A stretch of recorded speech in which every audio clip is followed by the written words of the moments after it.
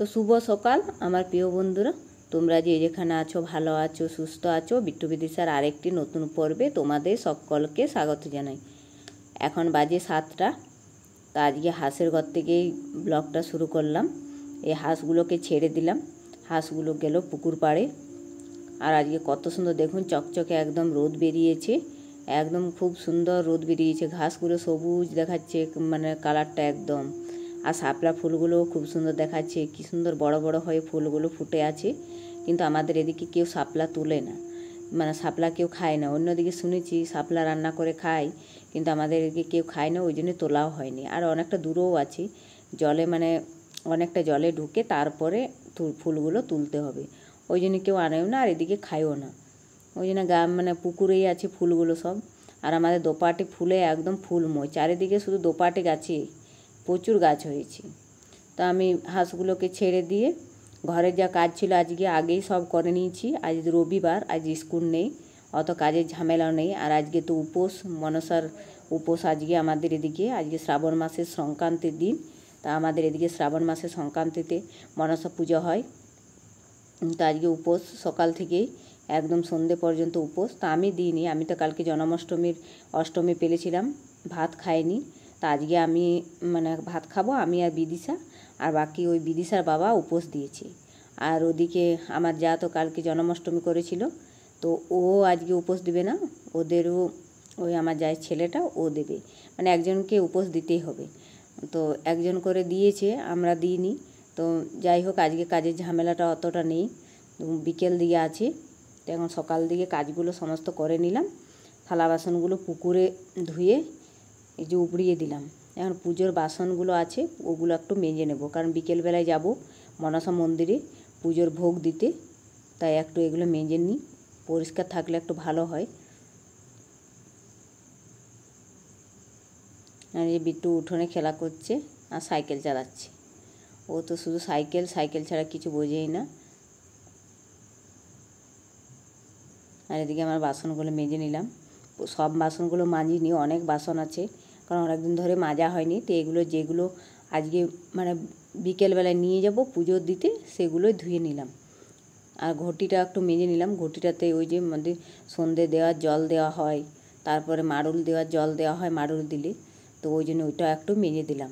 জলে একটু মানে বসে গেছিলো জলের দাগগুলো, তা একটু মেজে দিলাম। তো কত সুন্দর চকচকে হয়ে ছেড়ে গেছে, দেখুন একদম পরিষ্কার হয়ে গেছে। তো একটু পাউডার গুঁড়ি দিয়ে মেজে দিলাম। তো ওই পাউডার গুঁড়িটা কী নাম জানি না, তবে পিতাম্বরী পাউডার নেই, অন্য কী একটা পাউডার বটে। তো ওটা খুব সুন্দর পরিষ্কার হয়, একটু হাত দিয়ে ঘষে দিলেই পরিষ্কার হয়ে যায়। আর এদিকে আমি স্নানটাও করে নিলাম। স্নান করে এই যে পুজো দেব, তুলসী পত্র তুলে নিচ্ছি, কারণ আজকে বাগান থেকে তুলে নিই। বাগানেও আমাদের গাছ আছে, বাগানে নেই মানে পুকুর পাড়ে আছে, তো ওখান থেকে অন্যদের নিয়ে আসি, তা আজকে আনেনি।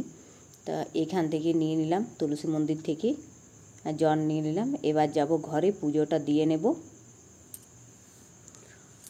এই যে ঘরে চলে এলাম পুজো দিতে। বাসি ফুলগুলো সমস্ত সরিয়ে দিলাম, আর এই যে ভালো ফুলগুলো আজকে যে তোলা ফুলগুলো ওগুলো সাজিয়ে দিয়ে দিলাম। বইটা পড়ে নিলাম, গীতা বই তো আমি পড়ি প্রতিদিনই,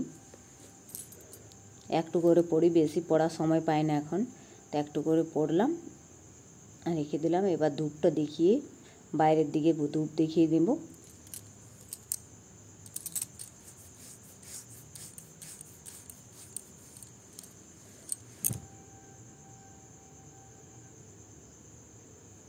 ধূপটা দেখিয়ে এবার বাইরের দিকে যাব, বাইরের দিকেও ধূপটা দেখিয়ে নেব।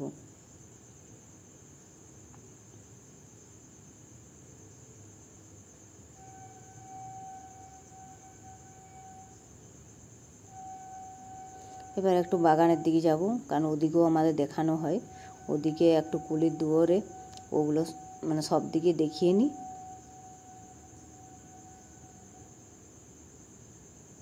ধূপটা রেখে দিলাম। তারপরে এই যে সবজি কাটছি। সবজি বলতে আজকে তেমন কিছু তরকারি রান্না করব না, কারণ আজকে তো বিদিশার বাবারা মানে খাবে না। তো ছেলেরা না খেলে অত আর কিছু করা হয় না, কারণ বিদিশা তো অত তরকারি খেতে চায় না, সবজি, আর আমারও তেমন কিছু সবজি পছন্দ নেই। তাই আজকে আলু পোস্ত করব আর বেগুন ভাজা আর ওই যে ভেজ ডাল বানাবো। ঘরে গাজর আছে, বরবটি আছে, ওগুলো দিয়ে একটু ভেজ ডাল বানাবো। বিদিশার ওটা খুব পছন্দ, ওই জন্য ওই ভেজ ডাল একটু বানিয়ে দেবো। আর নিরামিষ ভেজ ডাল খুব ভালো হয়। তো আলু পোস্তটা করে নিলাম, আলুটা ভেজে জল দিয়ে দিলাম, সেদ্ধ হোক, তাকে আমি পোস্তটা বেটে নেব। তো এই যে ফোড়নে দিয়েছিলাম কালো জিরে, শুকনো লঙ্কা, আর ভালো করে আলুটা লাল লাল করে ভেজে নিলাম। যে আলুটা আমার সেদ্ধ হয়ে গেছে, পোস্ত বাটতে বাটতে আমার আলু সেদ্ধ হয়ে গেছে। তো একটু মানে খুন্তি করে ভেঙে ভেঙে দিলাম, তাহলে ভালো হবে। আর এবার পোস্তটা দিয়ে দেব। এবার একটু পোস্তটা দিয়ে মিশিয়ে নামিয়ে নেব। আর আলুগুলো একটু একটু করে ভেঙে দিলাম। এই যে পোস্তটা খুব সুন্দর করে হয়ে গেছে। এবার একটু সরষের তেল ছড়িয়ে দেবো, কারণ আলু পোস্ততে একটু কাঁচা সরষের তেল দিলে খেতে বেশি ভালো হয়।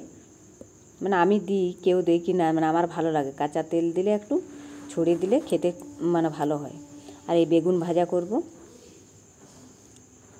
যে বেগুনটা কেটেছিলাম, বেগুনটা ভালো ছিল না, পোকা বেরিয়ে গিয়েছিলো মাঝখানে, ওই জন্য কাটাগুলো ভালো গোলগুলো সবগুলো হলো না। ওই যে মাঝখান দিয়ে একটু কেটে কেটে ফেলে দিয়েছি, মানে পোকা ছিল না, একটু কেমন দাগ ছিল, ওই জন্য কেটে কেটে ফেলে দিলাম। ওই জন্য বেগুনগুলো দেখতে ভালো লাগছে না। যাই হোক, এরকম করে ভেজে নিলাম, কারণ বিদিশার আর আমার দুজনের হয়ে যাবে।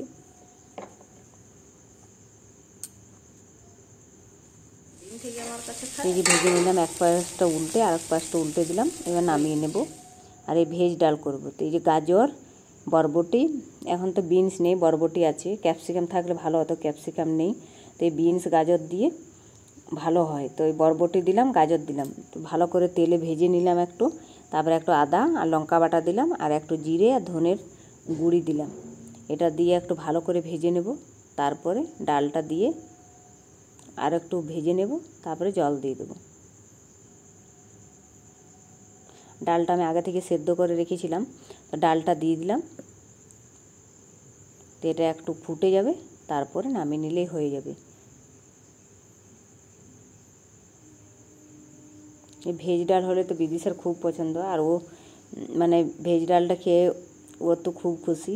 কারণ শীতকালে বেশি করা হয় ভেজ ডাল, এখনকার দিনে করা হয় না, কারণ শীতকালে বেশি সবজি থাকে, মটর, তারপরে গাজর, বিনস সব কিছুই থাকে, তখন বেশি করা হয়। আর আজকে ওই বরবটি গাজর ছিল, ওই জন্য ভাবলাম আজকে একটু করে দিই। যে ডালটা আমার হয়ে গেছে, এখন নামিয়ে নেব। তো আমার সমস্ত রান্নাবান্না কমপ্লিট হয়ে গেছে। এবার যাব বাগানের দিকে। বাগানে কাপড়গুলো উল্টিয়ে দেবো, কারণ কাপড়গুলো রোদে শুকোচ্ছে, একটু উল্টিয়ে দিলে আবার ভালো শুকিয়ে যাবে তাড়াতাড়ি। আর আজকে বিট্টুকে স্নান করিয়ে দিয়েছে, আজকেও আগেই, আর বিদিশারও স্নান হয়ে গেছে। তো এগুলো উল্টিয়ে দিয়ে তারপরে ওদেরকে খেতে দিয়ে দেবো, খাইয়ে দাইয়ে একটু ঘুম পাড়িয়ে দেবো।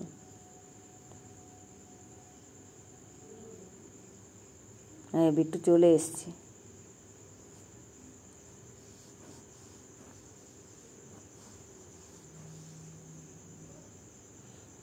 জামা কাপড়গুলো উল্টানো হয়ে গেছে।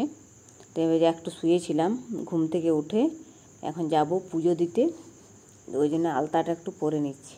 আলতাটা পরে নিই, তারপরে কাপড় ছেড়ে পুজোর ভোগগুলো সাজিয়ে তারপরে যাব। মানে আলতা পরছি, আর এদিকে বিট্টু সাইকেল চালাচ্ছে। আর এই যে এই গাড়িটা ছিল, ছোটোবেলার গাড়িটা, বিট্টু যখন ছোট ছিল, বিদিশাও ছোটো ছিল, বিদিশারও একটা ছিল, আর বিট্টুকেও এনে দিয়েছিল। আর ও গাড়িটা মানে উপরে ছিল, আর ও দেখতে পেয়ে বলছে আমি ওটা নেব, ওটা আরও নামিয়ে দিলাম। তবে তো ওটা আর নেয়নি, সাইকেলটা নিয়েই আছে, কিন্তু দেখে নিয়ে তাও বলছে আমি ওটা নেব। ওটা আবার পেরে দিলাম। কত সুন্দর গোল গাড়ি, ওটা যখন ছোট ছিল তখন ও চেপে চেপে আমাদের উঠোনে গোটায় ঘুরে বেড়াতো। তো ও তখন তো আর ওটা মনে নেই যে ও চাপতো, কিন্তু এখন আর চাপতে পারছে না, বড় হয়ে গেছে। ওটা একটু বাচ্চাদের মানে ছোটো বয়সেরই ভালো, 8-9 মাস বয়সের ঠিক আছে। আর দেখুন এবারে পুজোর ভোগ সাজিয়ে যাব মন্দিরে, আর বৃষ্টি শুরু হয়ে গেছে খুব জোরে, মানে হঠাৎ বৃষ্টি শুরু হয়েছে, মেঘ একদম অন্ধকার করে মেঘ চলে এলো, আবার বৃষ্টি নামিয়ে দিল। এবার কি করে মন্দিরে যাব, মানে সেটাই ভাবছি। তো যাই হোক, ভোগগুলো সাজিয়ে নেব, আর তাড়াহুড়ো করে এমনিতেই বেরিয়ে যাব। তো এই যে ওরকম করে ভোগগুলো সাজিয়ে বৃষ্টিটা থেমেছে আর বেরিয়ে পড়েছি। আর এই যে এসেছি মনসা মন্দিরে, আর এসে দেখছি এত ভিড়, কারণ বৃষ্টি পড়ছিল, আগে থেকে কেউ আসতে পারেনি, এই সময়টাতে সবাই এসেছে, বৃষ্টি থেমেছে, সবাই ঘর থেকে বেরিয়েছি। আর প্রচুর ভিড় হয়েছে, দেখুন ঢুকোই যাচ্ছে না, ভিতর দিকে ঢুকতেই পাচ্ছি না। ওই যে আমার যা মানে দিদি ও আগে গেছে থালাগুলো নিয়ে, ও ওখানে নামিয়ে আছে আর আমি বাইরে দাঁড়িয়ে আছি। আর এই যে দেখুন পুজোর কত সুন্দর সরঞ্জাম সাজিয়েছে, কত দূর মানে আর কত সুন্দর ঠাকুরটা হয়েছে, একদম পুরো সাপ আছে চারিদিকে, আর কত বড় ঠাকুরটা। আমাদের এখানে মনসা মন্দির মানে ঠাকুর বড় করেই হয়। আর পুজোর সমস্ত কিছু জোগাড় যন্ত্র আছে, একটু পরে পুজো শুরু হবে। তো পুজোর থালাটা দিয়ে এলাম, এখন তো পুজো হবে না, এখন আমরা যাচ্ছি ঘরে, ঘরে গিয়ে খাবার দাবার সমস্ত কিছু করব। তো সন্ধে হয়ে গেছে, ভিডিওটা আজকে এখানে রাখছি, দেখা হবে নেক্সট ভিডিওতে। আপনারা সবাই ভালো থাকবেন, সুস্থ থাকবেন, চ্যানেলটিকে সাবস্ক্রাইব করবেন।